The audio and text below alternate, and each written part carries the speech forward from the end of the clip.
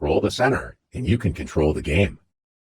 We may have heard that it's important to control the center, develop our pieces as close to the center as possible, but what exactly does this mean?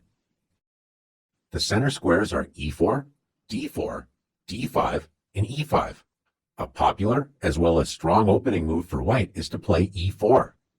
White moves a pawn directly in the center, controlling the d5 and f5 squares in black's territory, and it also opens up lines for white's light-squared bishop and queen to quickly enter the game. A good response for black is to play the same move, e5. By controlling the center, both sides prevent enemy pawns from entering their territory. If white tries to force two pawns in the center with d4, threatening black's pawn on e5, it's important for black to break up white's pawn center with e takes d4. When white's dreams of taking over the center with pawns have been shattered, so black should not have any serious problems in the opening. Is the center really that important to control? What happens if black wants to move pawns on the edge of the board, such as a6?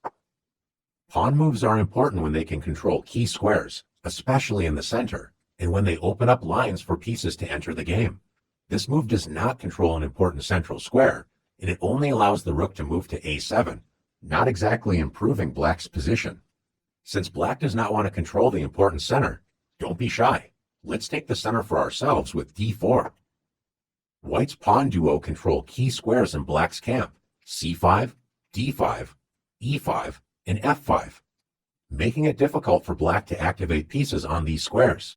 If black continues to make meaningless pawn moves such as h6, black has no central control, and besides the pawns, only 4 pieces can move: the knights, which were already able to move at the start of the game, and each rook only has 1 square. Not a good start to the game for black. White's pieces, on the other hand, enjoy great freedom. White's queen and 2 bishops enjoy open lines, and white's knights are ready to jump into the game with a move like knight f3. What happens if black wakes up from a deep sleep and decides to start developing pieces toward the center with knight to c6? Pieces need pawns in the center so they are not constantly attacked. Since black does not have a pawn on d5, white can simply march forward with d5, grabbing space and attacking black's knight, forcing it to waste time by moving again. Black should admit the mistake and retreat the knight, but instead decides to move the knight to the edge of the board with knight a5. Most pieces do not like being on the edge of the board, and the knight is especially weak as it only controls 4 squares. Compare this to white's knight on f3. It controls 8 total squares, twice as many squares as black's knight on a5 controls. More importantly, black's knight doesn't have any safe squares, so white can attack this poorly placed piece with b4. If black does nothing, white will simply win a piece. So after knight c4, black's knight has already moved 3 times, and white can now develop a piece and win the knight with bishop takes c4. Black is in serious trouble, but should at least try to prevent white's central pawns from advancing with d6. Instead, black plays knight f6.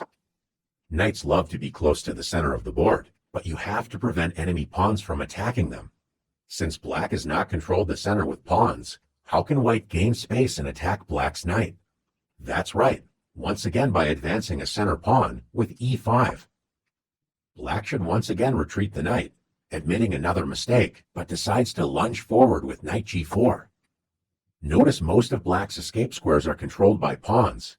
Even black's pawn on h6 prevents a potential knight retreat. How can white win more material? If you found h3, nice work. If black takes the e5 pawn, white simply captures it with the knight on f3. If black plays knight takes f2, at least grabbing a pawn before losing the knight, white should not be afraid to move the king. Let's win material with king takes f2. By controlling the center with pawns and actively developing pieces toward the center, white took advantage of black's careless play and is simply up 2 pieces with an excellent position.